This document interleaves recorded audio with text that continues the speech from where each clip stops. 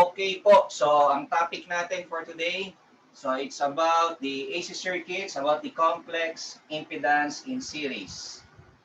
Okay, so again, my name is Engineer Reggie Marinay, or you can call me Kuya Reg for short, no? Welcome to our viewers, to our Filipino viewers. If we have non-Filipino viewers, good day, no? Good day. Because this is Marinay's Powerhouse Team Review Center, no, in cooperation with UN Television, your public service channel, no. So sila po, they are our sponsor for this event. They are our ano po natin sila, ka-tie up po natin ng UNTV sa ating mga public services na to, no. So without them, so hindi po possible itong aming mga ginagawang ito, mga kawerpa, no. Palakpakan naman natin, no, ang UN Television. Okay. So, ayan. So, ito'y matagal na po naming ginagawa, no? Tagal na rin po nating ka-partner po ang UN Television sa paggagawa ng ating mga public services. So, nakaswertehan po ng ating maliit na kumpanya na maging isa sa mga UNTV partner. Ayan po. So, nai-extend nila ang tulong, no?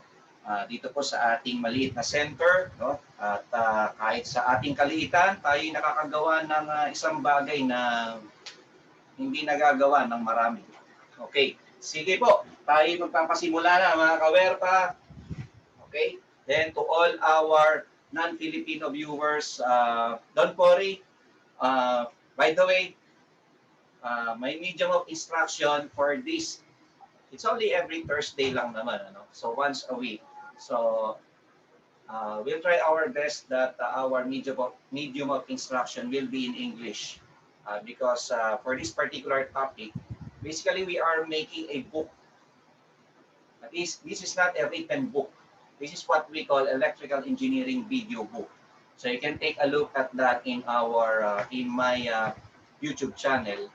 So we have a playlist, and the name of that playlist is EE video book.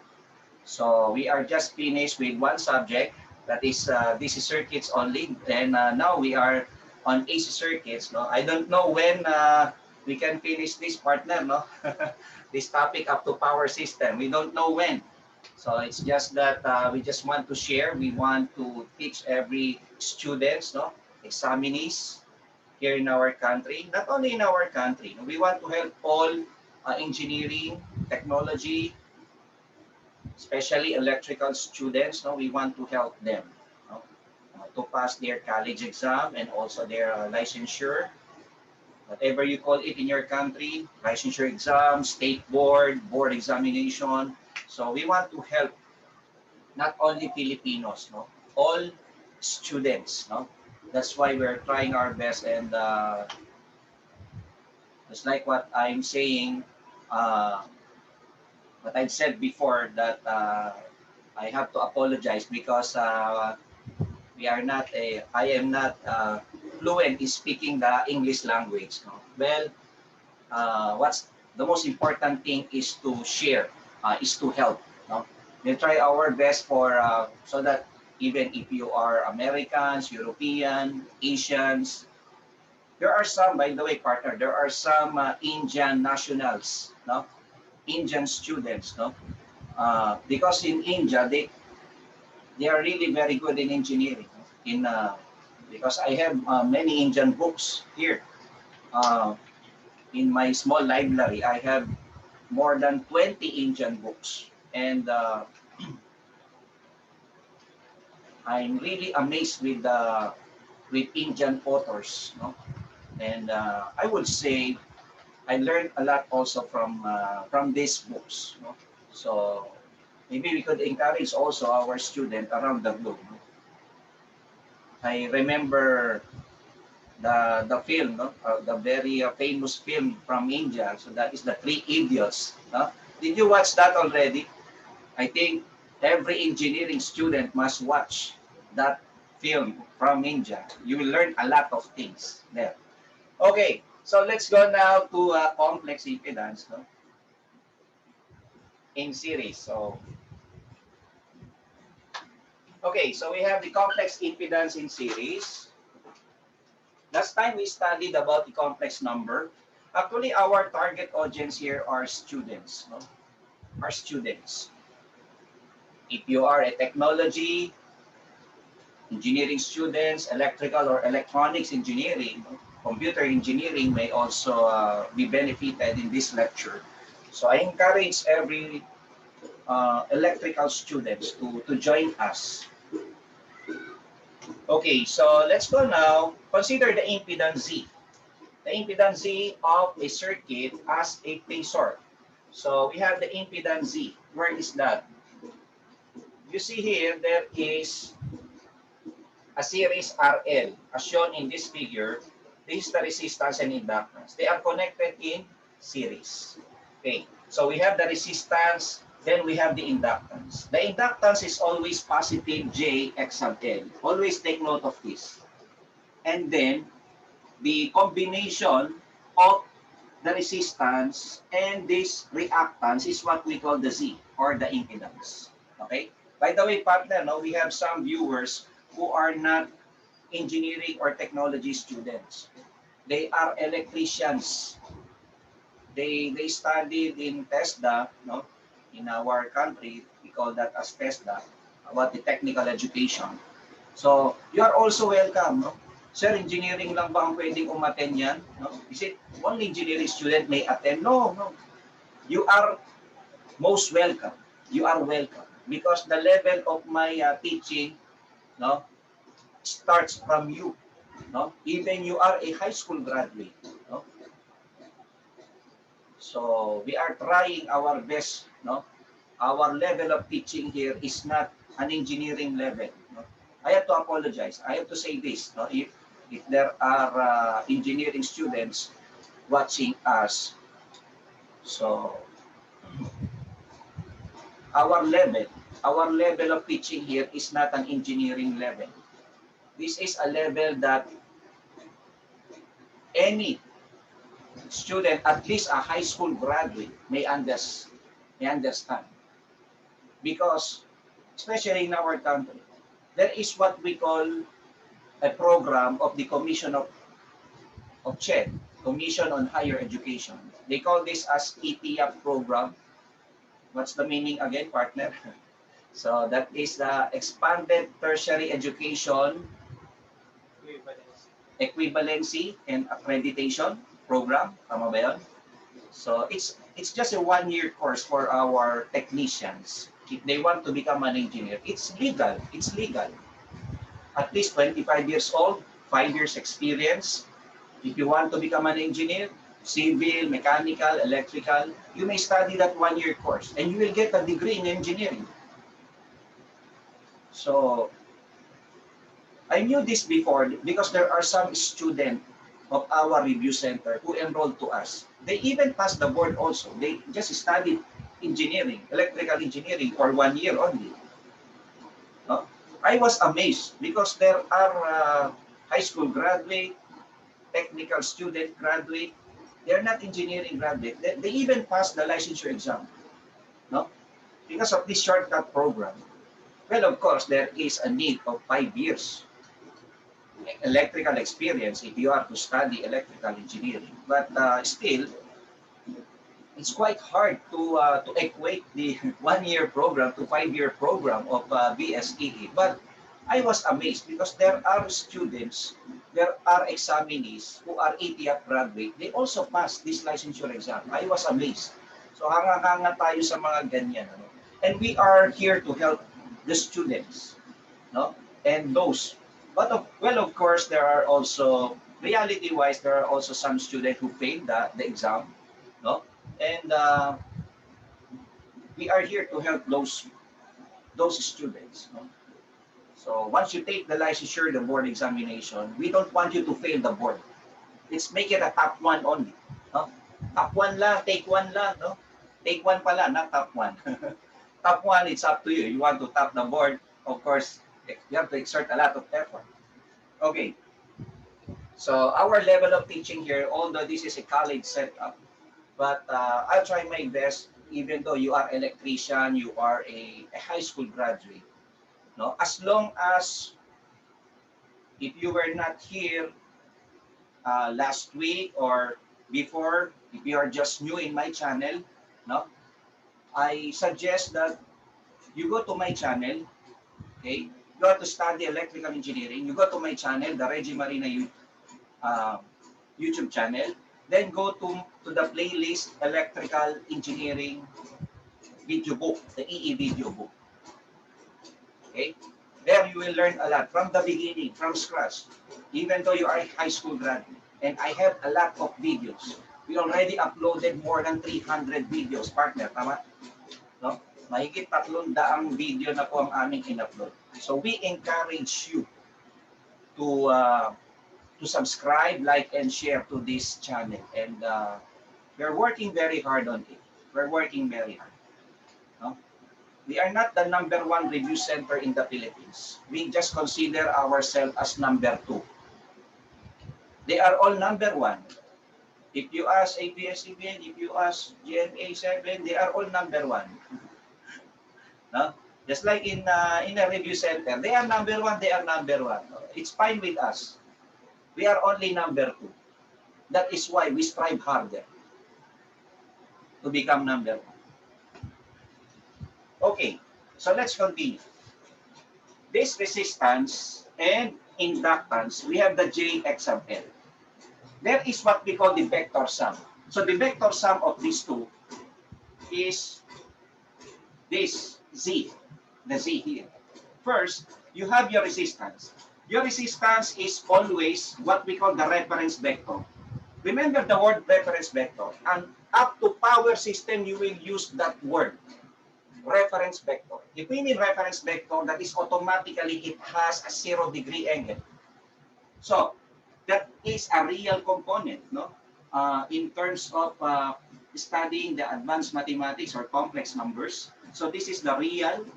We have the resistance, that is the real component of the impedance. What about the inductance, the X sub L, that is the inductive reactance? Okay. So this is the positive Jx sub L.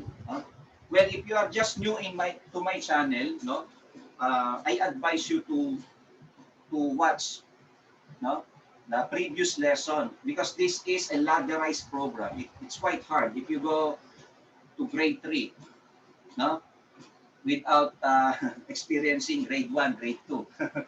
You know what I mean, no? You know? Okay. So we have here resistance. Then we have here positive Jx sub L. Okay?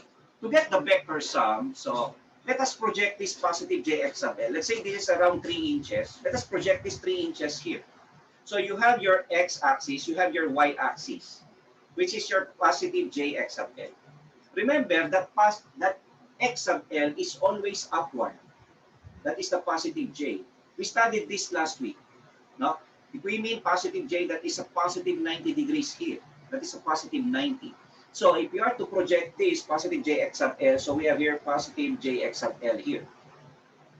And then to get now the vector sum, so this is what we call the tip to tail. No? So because the tip of this arrow is connected to the tail of X sub L. No? Here, the tip to tail. This is our X sub L. We already projected the positive Jx sub L here. Let's say this is a 3 inches. This is also 3 inches. And then this point, from the origin going to this point, draw a line, which is our Z. And Z is our impedance. Actually, in our, I think last month, no, we already have an introduction, the basic principles of AC circuit. You better go to that lecture first, if you are just new in our topic. Okay, so we have our Z here. Okay, so the vector sum of R and X sub L is our Z. And to get our theta, okay, that is the tangent theta. This is our theta. That is our impedance angle. We said before, this is the phase difference between the voltage and current. Okay, so tangent theta is X sub L over R. This is our X sub L, and this is our R. Okay? As you see here, this is the rectangular form. So the rectangular form of Rl circuit is R plus Jx sub L. Okay, so we have here So we have here Z is equal to R plus JX sub L, where Z is the complex impedance of the circuits, that is in ohms, okay? Wherein the Z is that is in ohms, that is the total opposition of series RL to the flow of current. Okay, we have here our R, that is the resistance of the circuit in ohms. This is the resistance, the real component. The J is the imaginary component. Okay, so we have the imaginary component, so we have here our X sub L here. We have our X sub L, okay? So we have here our inductive reactance of the circuit, that is our X sub L. Our X sub L again, so that is equal to 2 pi times the frequency times the inductance L. Okay. Let's go with the polar form. No? Okay, we studied this before in our complex number. So this rectangular form, no? This is what we call the rectangular form. We can convert this, no? Okay, into polar form. Okay, take a look. This will be the, well, we can put an absolute value here. This is the absolute value.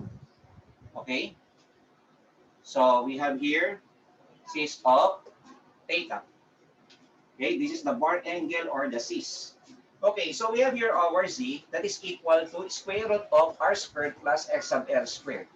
That is the magnitude of the impedance. That is the magnitude. This is by Pythagorean theorem. Take a look here.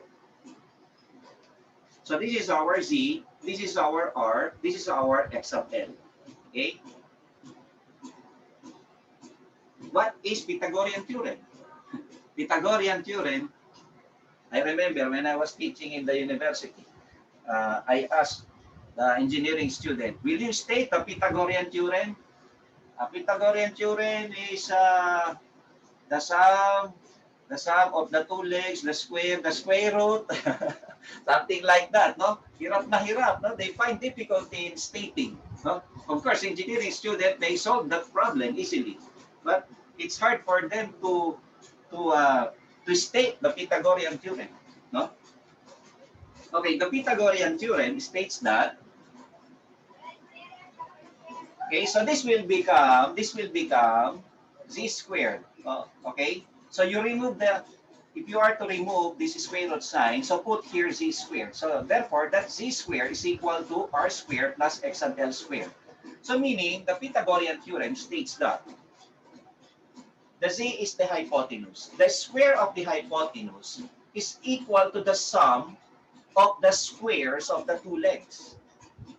And I repeat, the square of the hypotenuse is equal to the sum of the squares of the two legs. These are the two legs.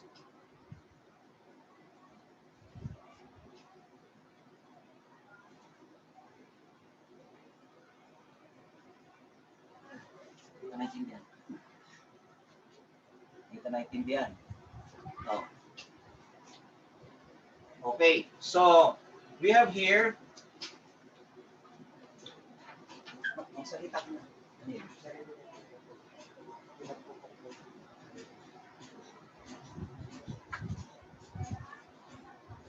Okay, so we have here, okay, so we have here the magnitude of the impedance. So we have here our theta. So we have here our theta that is equal to the arc tangent of X sub L over X sub R. Okay, X sub L over X sub R.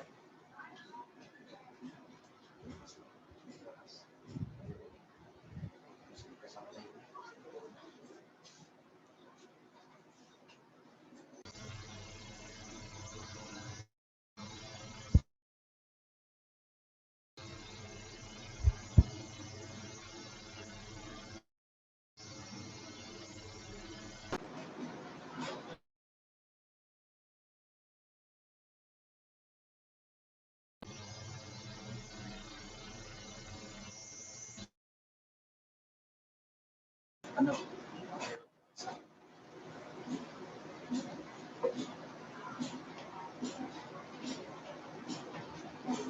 Magana kanina, di ba? so pasensya na po, nagkaroon lang po ng konting technical problem. Ito mahirap sa ano no, sa live. Okay. This is live, no? Mga ka-aware pa, live na live tayo, mga ka-aware pa, no? Ano date natin ngayon, partner? Today is February 18. So this is around 5:42 p.m. in our country, in the Philippines. Okay, so we have here the theta is the arctangent of x sub L. I have to verify this.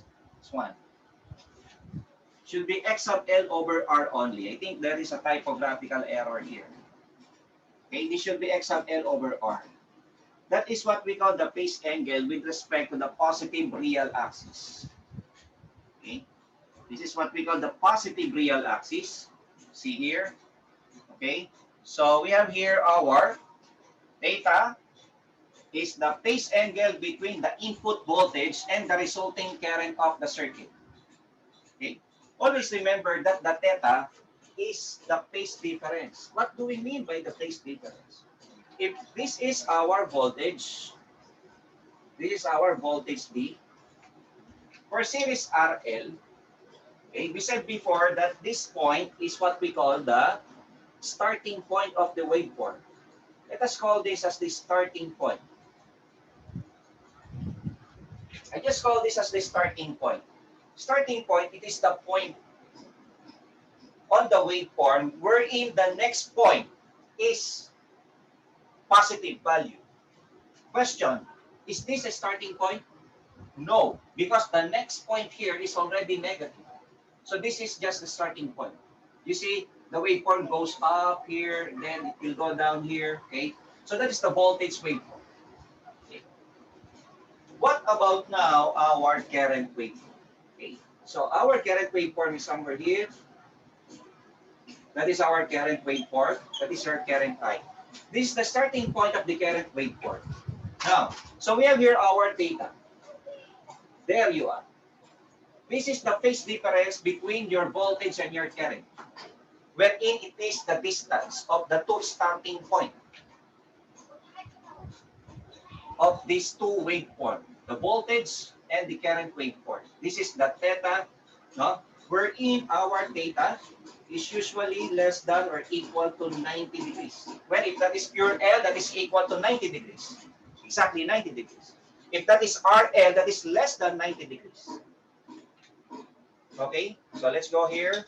Although the impedance Z does not vary sinusoidally, it is considered as the phasor because it determines the phase angle between the voltage and current. If we mean a phasor, it is a vector. It is a vector. It has a magnitude and it has a direction. Let's go here to a very simple problem here. Let's go here. For a series RL circuit with R,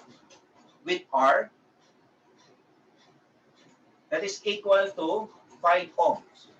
5 ohms. And X of L that is equal to the 10 ohms. Find the complex impedance Z in rectangular, the polar form, and draw the impedance triangle. Okay.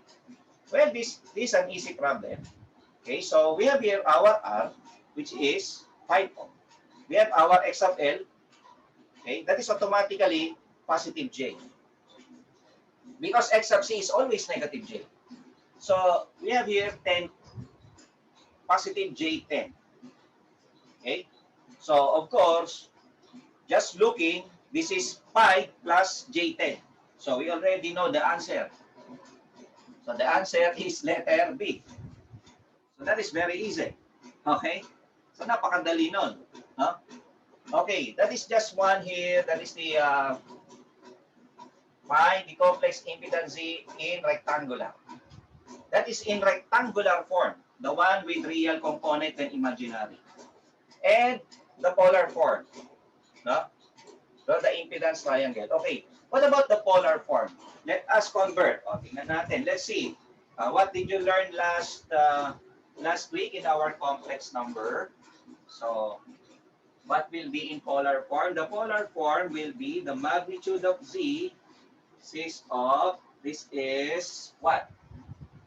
That is positive theta. Please take note of this. No? This is The rectangular form is R plus J X sub L. If you say this is a positive J, so we have here a positive theta. If this becomes negative, this is also negative. So take note of this. Okay, let's convert this one. Let's convert. So we have here 5 plus J, 10. So let us convert this one. Okay, convert natin mga kawerpa using our Casio 991 ES Plus, or you may use just the same with the Casio 570 ES Plus. Okay, if you have this calculator, by the way, here in our country, in the Philippines, this is allowed by our Professional Regulation Commission. No? Bebenta kami, baka gusto nyo bumili. So, ayan. Okay, let us convert ha. Again, ano yung natutunan natin last week? Okay, last week we learned how to convert this. Okay, you press now shift, then the plus sign. So you will see here, Paul. No? Okay. Okay, I will repeat this one. You press S is shift. Once you see S, it means shift. Okay. So that is shift plus sign. Shift plus sign. Then the display in your calculator will be pol, meaning you are to convert polar. Okay. Remember that your calculator must be in mode 1. Mode 1. Okay, you have to press mode 1 in your calculator. Okay, so this is the mode. The biggest button here, then the one beside here is the mode. Mode 1. Okay. Shift plus sign, you press plus sign, you will see here the pole, then close parentheses, then we have to press 5. So you press 5. So there will be 5 here in the display in your calculator. Okay. Then you press again shift, shift, and then close parentheses. Once you press the close parentheses, you will see a comma here, comma. Then you press 10. You press 10. Okay? So you will see here 10. And then you press close parentheses.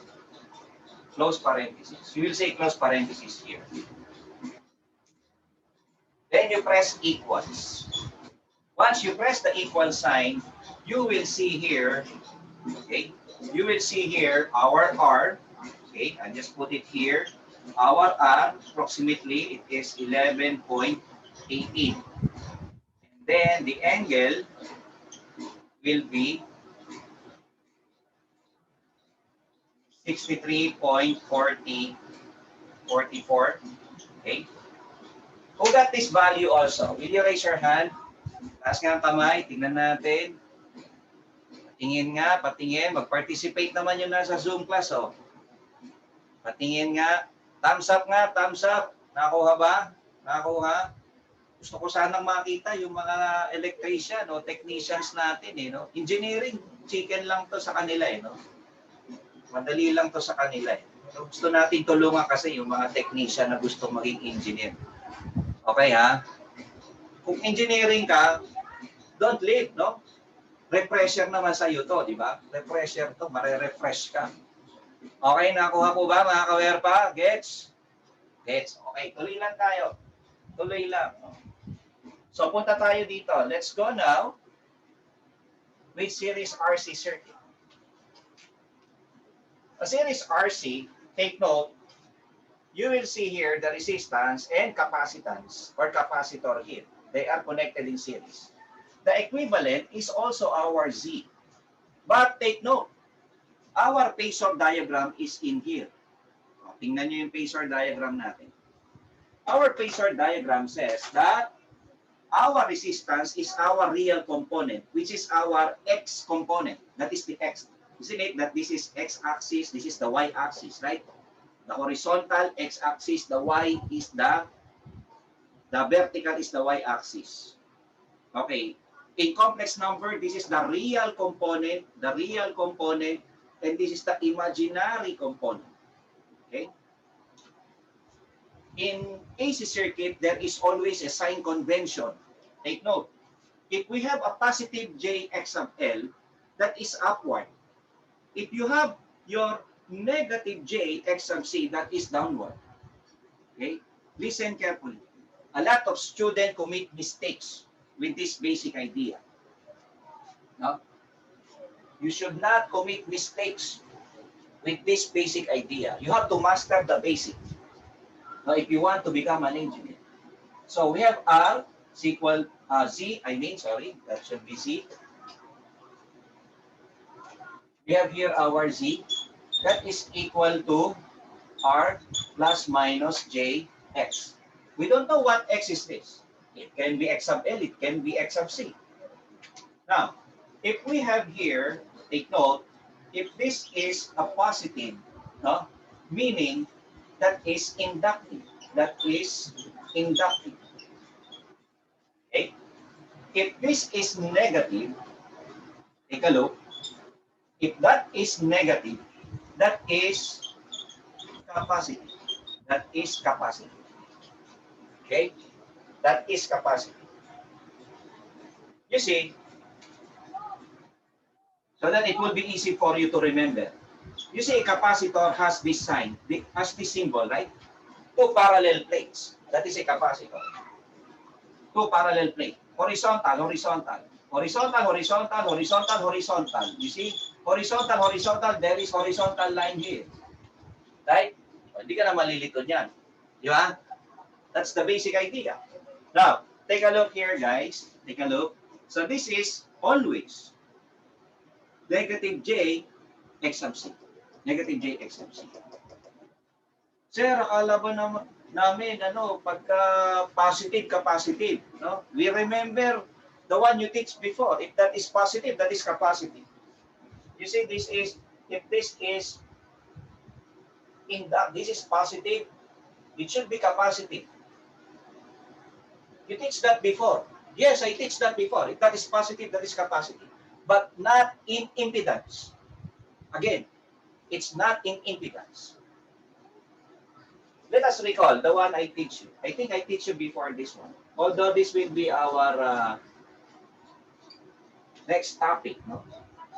But I'll give you a brief idea. This is theta. This is what we call the impedance triangle. These three are the most important triangle in alternating current circuits. This is also applicable in transformer, in the study of transformer, alternator, AC motor, power systems. You have to take note of this. This is what we call the impedance triangle. The three most important triangle in AC circuit. Impedance triangle, okay? We have the power triangle, we have the admittance triangle. Take a look. This is our Z, this is our theta, this is our R, this is our X. See? This is our impedance triangle. We have here our S, that is our apparent power. This is our P, this is our Q. Real power, reactive power, apparent power. Okay? Don't worry. That will be our topic next week. Don't worry. No? I just want to show you this. Because there's somebody he's confused. No? Sir, you said that is positive, that is capacitive. Okay. So this is what we call the admittance, no? Conductance and susceptance. Don't worry, we will go this. Okay, maybe this coming March, no? We will discuss this in detail. Okay. So this is our Z that is equal to magnitude of Z. Z is of plus minus theta. This is our S. Take a look here. We have here our S. Our apparent power, that is in kVA. No? It's like the transformer rating. So we have here our S. C is of plus minus theta. Then we have the admittance here. We have here the admittance that is equal to the magnitude of the admittance. This is actually the reciprocal of impedance. the admittance. Remember that the admittance simply equal to 1 over C. So this is plus minus theta. Okay? I will add for the current. But first, take a look here. Let's say this angle is 30 degrees. This is also 30 degrees. This is also 30 degrees. They are all the same. No? That is why if you have your theta, it is called as the phase difference between the voltage and current. This is also called as the impedance angle. This is also called as the power angle. This is also called as the admittance angle. They are all the same. They are all the same. Pare-parehas lang yan. Pare-parehas. Gaya nga sabi ng kaibigan kong Chinese, pale-paleo, pale-paleo, pale-paleo. No? Pare-pareho lang lahat yan. Okay. So, I will add the current. We have here the current. You see, this is 6 of plus minus theta. Take a look here. If you see positive theta, okay, if you see the positive theta, this is positive, this is also positive. Okay? If these three are positive, positive, positive, and this is positive. These are what we call capacity. Capacity. If we are considering admittance, current, and apparent power, take note. If that is positive, that is capacity. Always remember this. If that is negative, that is automatically to be inductive. Take a look here. Positive capacity. It seems that they have the same sound, right? Alas pagkatunog sila, di ba? Okay? Take a look here. Positive, positive capacity. Positive capacity. Positive capacity. Did you get that? Did you get that? Yes, sir. Yes. Yes, sir. Bisaya eh. Kaya yes, sir. Okay? Nakuha ba, mga kawerpa? Nakuha ba yun? If that is positive, that is capacity. And always take note. If we mean capacity, that is leading current. If we mean inductive, that is lagging current. And take note. If we mean leading current, we mean leading power factor. If we mean lagging current, we mean lagging power factor again. Therefore, the power factor dictates the nature of the current, not the voltage. Always remember that. Okay? The power factor dictates the nature of the current, not the voltage.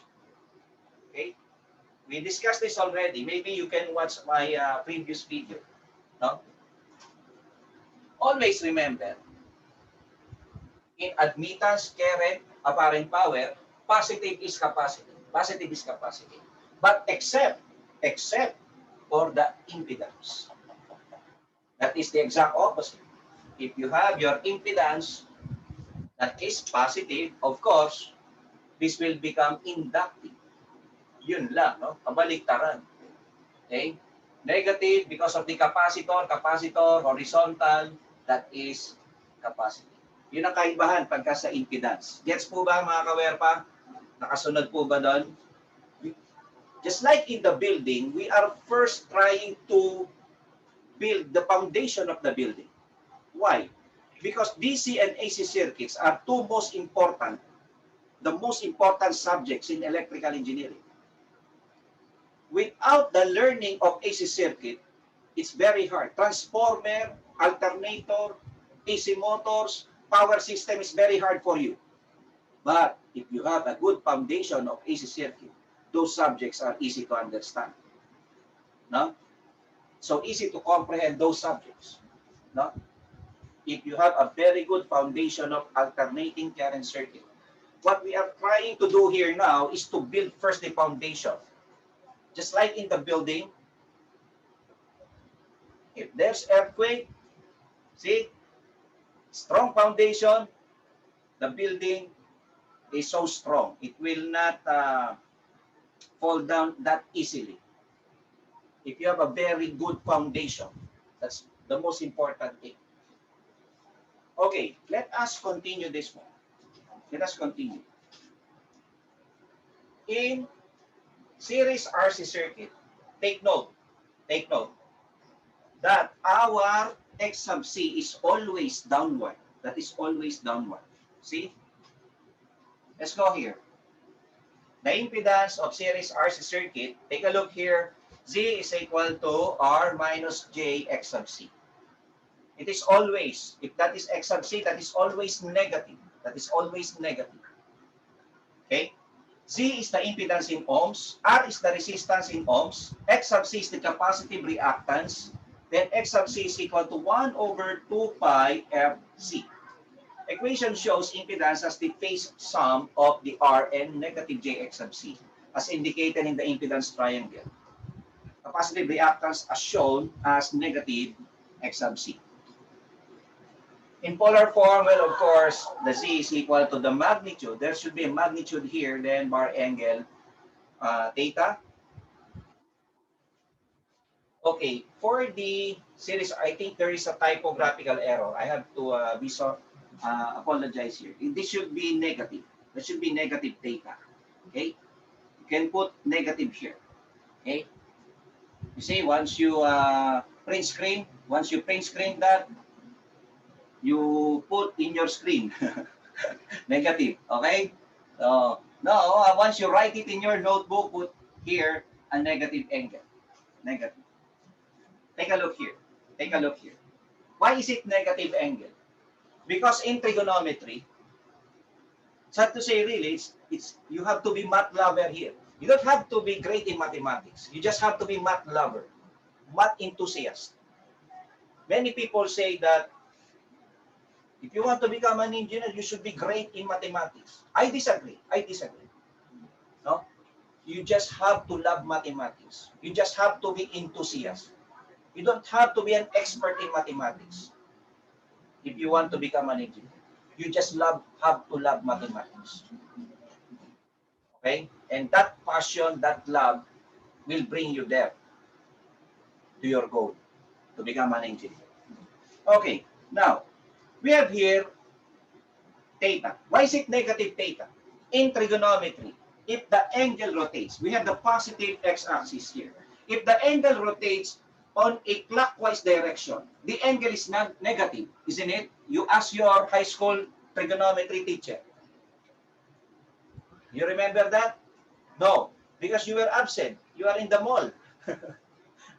No? So you better review that trigonometry principle. Okay. Well, anyway, we'll be having, but that's not for free anymore, no? We'll be having a college preparatory course. No, later we'll discuss that. Take a look here. If the angle rotates on a clockwise direction, that is a negative angle. If it rotates on a counterclockwise, di ba? Okay? Pag ganyan, you see, that is a clockwise rotation. Okay? Clockwise rotation. Then, going upward here, that is a positive angle.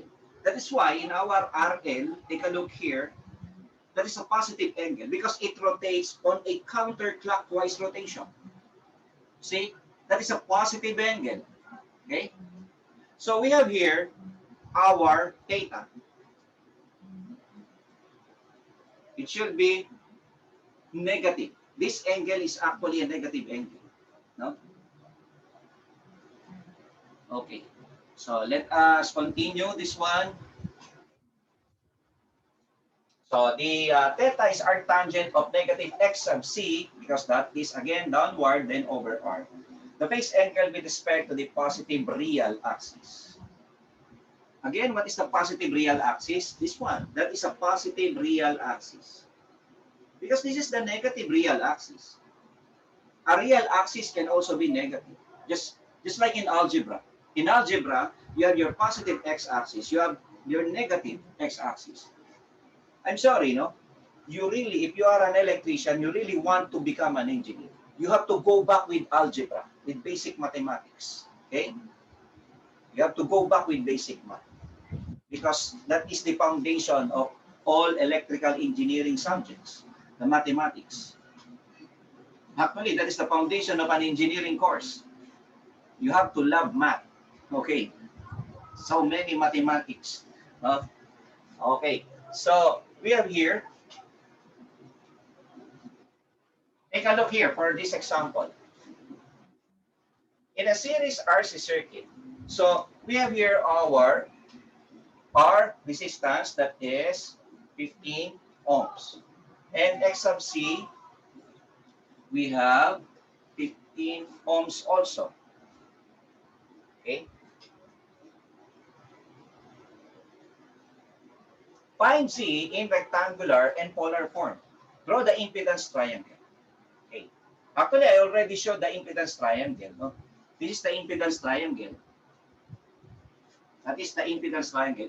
It's just that we have to get the values of this one. Okay. If we want to know the exact impedance triangle, let's go here. Well, this is very easy. That is 15 minus J15. Just looking without calculator. That is 15 minus J15. So the answer would be letter D. Okay. So find the Z in rectangular. So that is the rectangular form. What about in polar form? What about in polar form? Okay, I think you better be the one to give me. Who would like to recite so that it will be quite interactive, no? Okay. What is your answer for number 2? Okay. Okay, again, in your calculator, you press mode 1 in your calculator, you press shift, okay? Shift, then the plus sign. So the display in your calculator will be Paul. Then we have the close parentheses.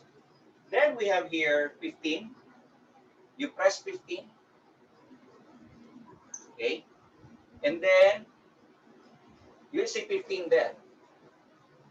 And then we have here, you press now shift, close parentheses. Shift the close parentheses, then you will see a comma, the display. Okay. And then we have here negative 15. So you press now negative 15. Okay. Do not press the J or I anymore. No. Just press 15. Negative 15, I mean. You press negative. In your calculator, the negative button is the one above the RCL. The above number 7. You see this is the number 7. This is the RCL. This is the negative sign. This is the negative. Did you see that? Okay. So you will see this negative. Then you press now 15. Then you press close parentheses. Close parentheses, that one. So you will see 15. So here. Then you press equals. There. May I ask somebody who would like to recite? What is your final answer? May I see? Who would like to recite? Who would like to recite? Let's see, let's see. Tingnan nga natin. Sino ba ang gusto mag-recite? Yan, mute natin. Sir, good afternoon, sir. Yan, sino po? Okay, let's see. Who would like to recite? Good afternoon, sir. Sabi mo, partner. Ayan. What is his code name? Wow, grabe code name mo ah. Sana one word lang. Ha? Anong pangalan niya? What's his name? 1FN9ROGQIZ. Ayoko na. O ano? Ano? R equals 21.21320344. Okay, Tita, sir. 2 decimal. 20. 21.21, sir. Tita. 21. Okay. That is the R. Or why is it called as R? That is the radius. We discussed this last Yes, sir. time, right? Okay. What about now the theta? That is the angle. What is the angle? Angle of negative 45, sir. Okay. Negative 45 degrees. Okay, palakpakan naman natin si 1FM9ROGQI7DLQRO. Tarbakil, sir. Tarbakil na lang po, sir. Thank you, sir. Pakirename mo naman yung Zoom name mo. Okay, sir. Yan, sige ha. Right. So, sino pa po nakakuha ng tamang sagot? Mga kawerpa, patingin. Okay. Very good.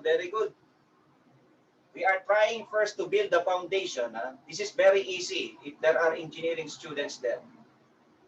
This is very easy. Don't worry, as we go along, let's say it will, okay? Before we go to advanced topic, let's go first with the basic. Okay? There. Okay, so that is the polar form. So the polar form of your Z, it will be 21.21 bar angle negative 45 degrees. See, that should be in ohms, no? That will be the polar form. Okay? There. Take a look here. Okay, partner, dito tayo. You see, take a look here. So, we have 15 as our R here. Then we have, sorry, that should be negative. It should be negative 15. It's fine. So, this is negative 15 pababa. Okay. Always remember this in engineering. A basic trigonometry. If you have 15 in X, 15 in Y, okay, the angle is always 45 degrees. The magnitude. I mean the magnitude. It is always 45 degrees. If you have the same X and Y component, automatic yun. 45 degrees in magnitude. Why is it negative again? As I've said, because that is rotating clockwise direction. The angle rotates in clockwise direction. Okay? Well, we may say that that is downward here in terms of the fourth quadrant. The angle is downward. We can also say that, but it's more of better to say it is a clockwise. Actually, it is a clockwise rotation. That is a negative angle. If it is counterclockwise, that is a positive angle. That is from trigonometry. Okay, let's go with the last topic here. Let's go with this last topic. Okay. We may generalize for a circuit which contains R, L, and C in series. The impedance of a series RLC circuit is Z is equal to R plus JX. Well, that is just a generalization. We don't know what X is this one. It can be X sub L, it can be X sub C. Sir, kuya, you put positive, therefore it is X sub L. No, that is just a generalization if you have your R, L, and C. What do I mean? What do I mean? Let us consider an RLC circuit now. I am referring there with RLC, series RLC circuit.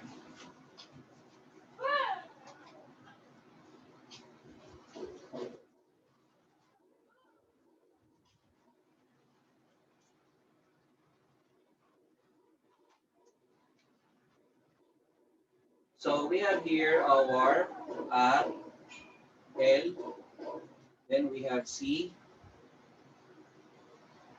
We have an AC source here. We have RLC. Okay. So this is just represented by positive J initially. Okay, take a look. Our Z is the impedance in ohms. Our R is the resistance in ohms. Take note that this X is the difference between X sub L and X sub C. We may also say that that is difference of x sub c minus x sub l. Just the same. No? It depends. Whichever bigger value. Let's say, the one bigger is x sub l. So, it is x sub l minus x sub c. If x sub c is greater than x sub l, therefore, this is x sub c minus x sub l. That is what we call the net reactance. You see, if you see a negative here, meaning there is a difference. You see, just like net income. You see, you have your gross income. Then at the end of the month, you get your salary. There are deductions. Okay? Your gross income minus the taxes, minus the deductions are your net income. So there is a subtraction here. When x sub l is greater than, it should be x sub c here, is positive. So that x is inductive. Okay? So, again, if x sub l is greater than x sub c, that is inductive. Because l is greater. Always remember that the inductance and the capacitance has an opposite effect. No? Magkalaban yung dalawa na yan. Magka-kontra parati yan. Kontrapelo yan. No? Kumbaga sa Hinebra, Alaska yan. No? Okay? You know what I mean? Ay, mga batang 90s lang nakakaintindi sa akin dyan. Okay. So, so, we have here x sub c is greater than x sub l. X sub c, what about here? X sub c is negative, so that x is capacitive. Well, we already know that if that is negative, that is capacitive. That is for x. Huh? If that is positive x, that is inductive. If x sub c is greater than x sub l, therefore, it is a capacitive circuit. Actually, there are three natures for series RLC circuit. Okay? There is only two natures presented in this reference. There are only two. Okay.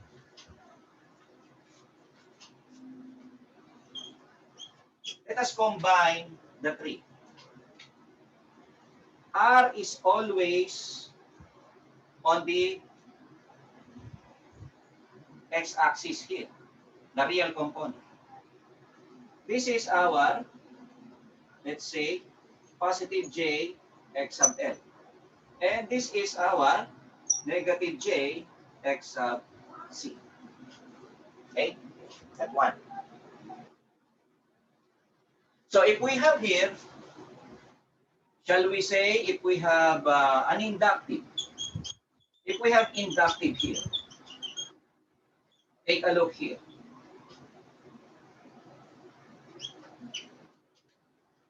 This is our R.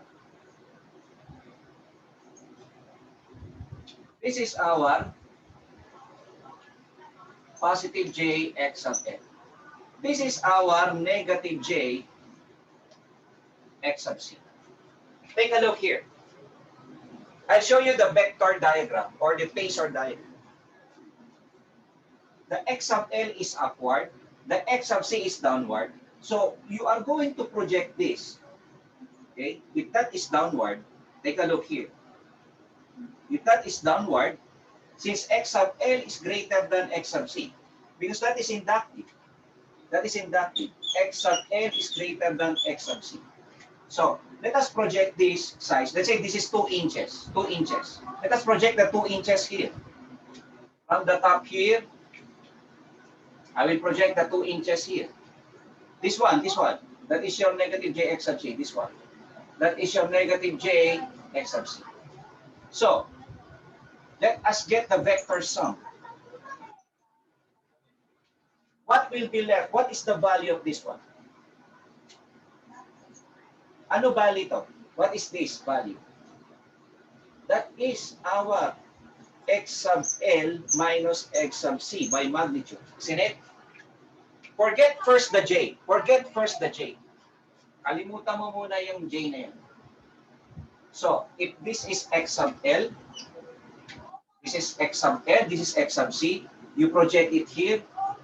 Ang matitira, the value of this will just be x sub L. This is x sub L minus x sub C. So therefore, this value is x sub L minus x sub C. So therefore, this is now your triangle. That is now your triangle. That is your equivalent impedance now. Wherein you have by magnitude, that is the square root of r squared plus x sub L minus x sub C squared. That one. Okay? Let us go with the capacity. Let's go with capacity. Capacity. In capacity, we have x sub C is greater than x sub L. Let's take a look here. So let's say this is our R. This is our R. Okay. This is our negative J x sub C. So this is our positive J x sub L. Okay. Take a look here. Let's say this is 2 inches again. That is going upward. Let us project this going upward here. This one. So that is going upward. This one. The 2 inches. These 2 inches here. So therefore, you already subtracted. No, you already subtracted these 2 inches here to the negative Jx sub C. So, what will now be this value? This value. Ano na ngayon tong value na to? This will now be our x sub C minus x sub L. So, their intersection, okay, you project R here, okay, then you have your, this one, x sub C minus x sub L here, their intersection here from the origin. This is our, that is our equivalent impedance. This is our theta now. So, if we are to get our equivalent impedance, that is equal to, by magnitude only, so this is R squared plus x sub C minus x sub L, quantity squared. Okay? Then what about now if you have a resisting? Is it possible, sir? Yes. Resisting. Meaning, you have your x sub L that is equal to x sub C. Wherein your circuit is this one.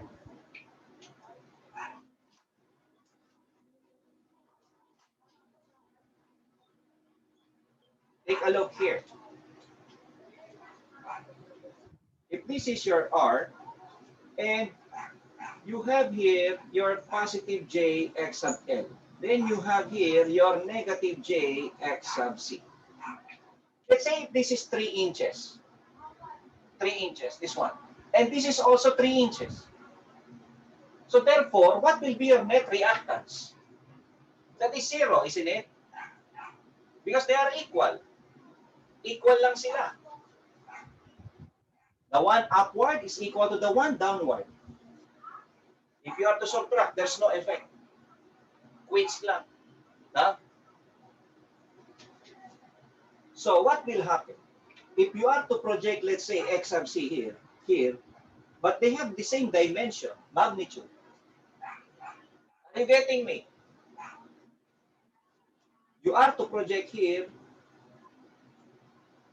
since they are just equal, so therefore, there is no Z. Isn't it? Is that correct? Hello, do you hear me? Mga ka-aware pa, nakikinig pa ba kayo dyan? Oh. Oh. Nakasakay ba kayo? Mga ka-aware pa, nasundan nyo ba? Kayo ba'y nakasakay? Baka nahulog na kayo dyan. Okay. So, meaning there is no impedance? No, I'm wrong. There is impedance. There is impedance. But take note, what will be our impedance here? Take a look here for our equation. So, our Z is equal to the square root of R squared plus x sub L minus x sub C quantity squared. What happens if they are equal? This will just be 0, right? Because they are equal.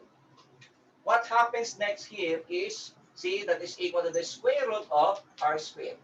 Mathematically, what will happen if you are to extract the square root of a squared variable? No? There will be no more 2 here. So therefore, z is equal to r.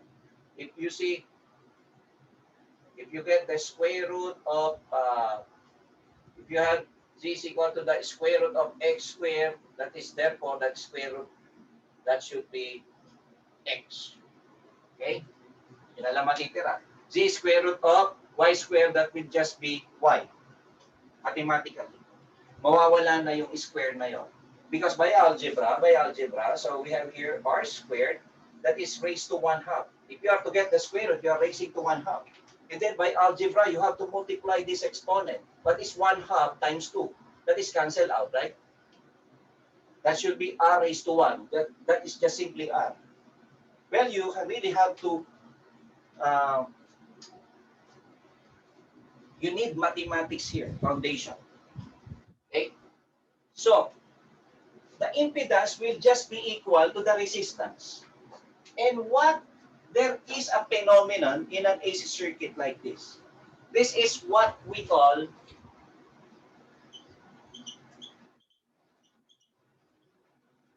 resonance condition. We will study resonance condition later. That is resonance condition. This is being used by electronics engineer in their communication process. Okay, let's go here. Again, we're not yet finished.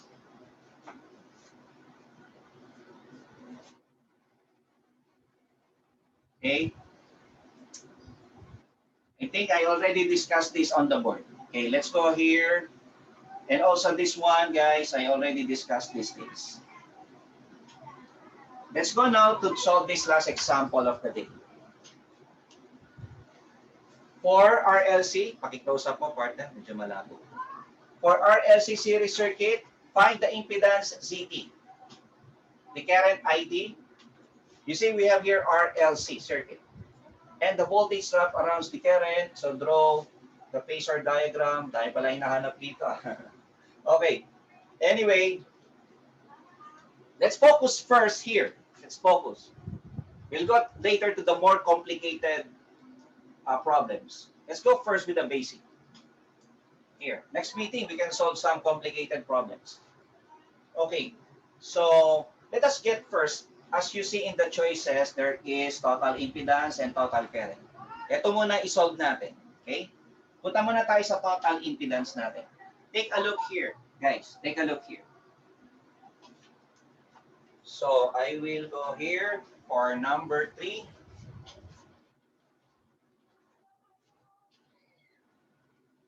Okay, for number 3, we have, let's get first the impedance. We have the resistance. Okay, that will be in polar form. No? Dapat naka-polar form. So our Z will be equal to, okay, we have here our R. I will go directly, no, with the values. Okay, we have here our 3. Okay, our 3. Then we have here our positive J. Positive J4. Then we have here negative J8. Negative J8. 3 plus J4, then minus J8. So our Z here will be equal to 3. Okay. So we have a J here. And remember, we have negative 8 here. Okay, by algebra. Again, this is algebra. So we have here, since this is negative 8, this is more of a negative. Okay, because we have negative 8 here. That will be positive 4 minus 8. That will be negative 4, isn't it? That will be negative J4. That will be our answer. So, okay, what is the nature of this RLC circuit? Is that inductive, capacitive, or resonance? The resonance, again, no, meaning it is resistive. The circuit becomes resistive in resonance. Take a look here. We have 3 minus J4. So let us convert this in our calculator. How to convert this?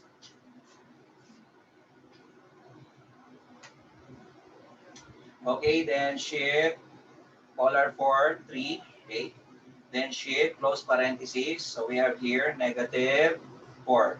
Close parenthesis equals. So what is our R?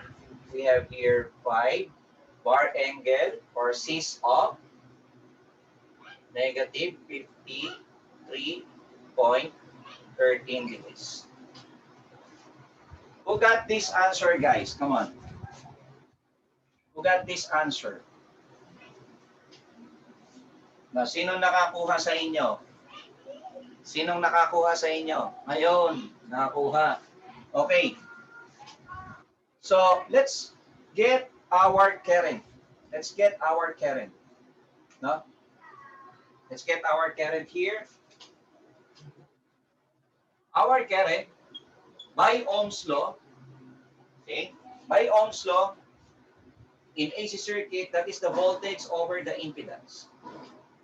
So, we have here the voltage. What is our voltage? The given voltage here is 20 degrees. 20 volts, angle 0 degrees. 0 degree. That is just a 0 degree here. 20 angle 0 degree. Divided by Z, which is 5. No? So you have here negative 53.13. See? 53.13. So again, did you remember our complex number, the division of complex number? We are dividing this, no? 20. Let us divide first 20 by 5. What is 20 by 5? 20 divided by 5, so this is 4. What you will do with the angle?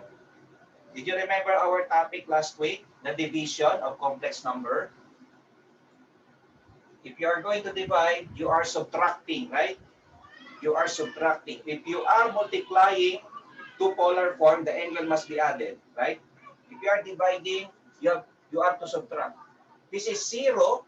That will become 0 minus negative 53.13. So if this is negative, that will become positive. Again, this is a principle from algebra. Like sign, you have to multiply like sign, that is positive. No? And like sign, if this is negative, this is positive. That is negative. And like sign is negative. Like sign is positive. Okay? So, therefore, that is positive 53.30. 53.30 degrees. So, therefore, this will be our final answer.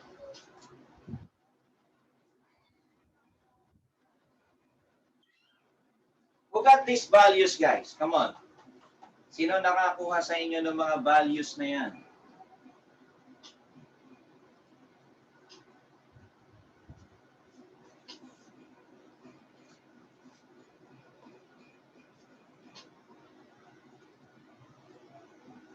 Positive dapat.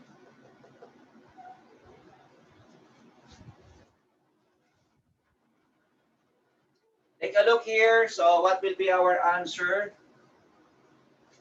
5 angle, negative 53.1. So this is 4. I think there is a typographical error here. So this negative, make it positive. Make it positive. Why? Because this is already negative. So 0 minus minus plus, that will become positive. No? Okay? Make it positive 53.1 degrees. Typo error lang po yan, mga kamera. Okay? So, well, that's the end of the topic for today, no? We'll have more of that next meeting, no? Next week, no? We'll be solving more complicated problem, no? So, we are just first discussing some basic principles, no?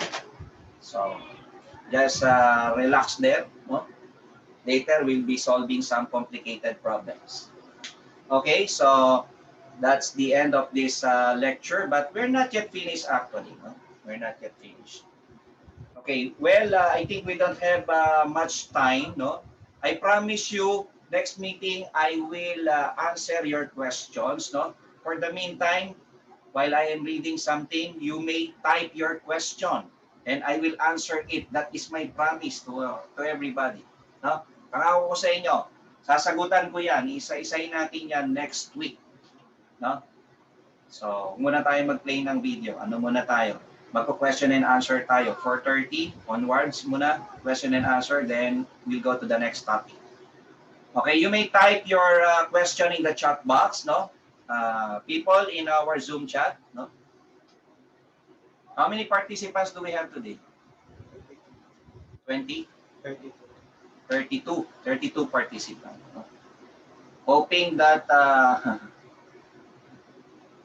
we increase the number of participants. No? So, well, to all our viewers in our Facebook Live, we are inviting you to join us, no? In our Zoom class. No? One of the advantages is you may ask question, no? For free. We will answer that for free. So this is a free consultation on air. Okay, so that is for free.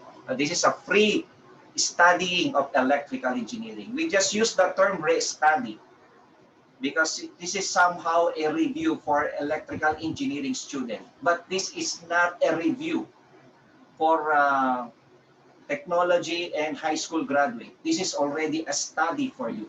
No? So we promise you next meeting, we are going to answer your questions. You better type your questions in the chat box if you want to clarify something. Okay? Mag-type na kayo ngayon, mga ka-WERPA.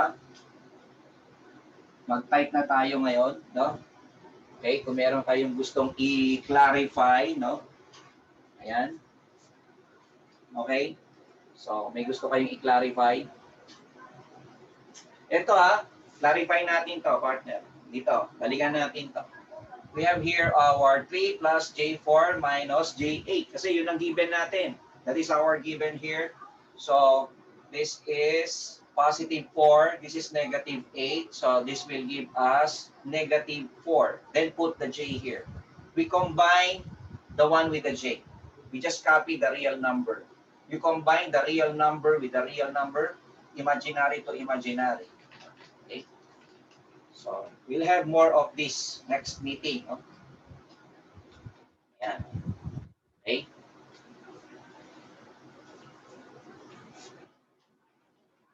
We'll have more of that next meeting. Okay, for the meantime, okay, that's it for my lecture. Thank you.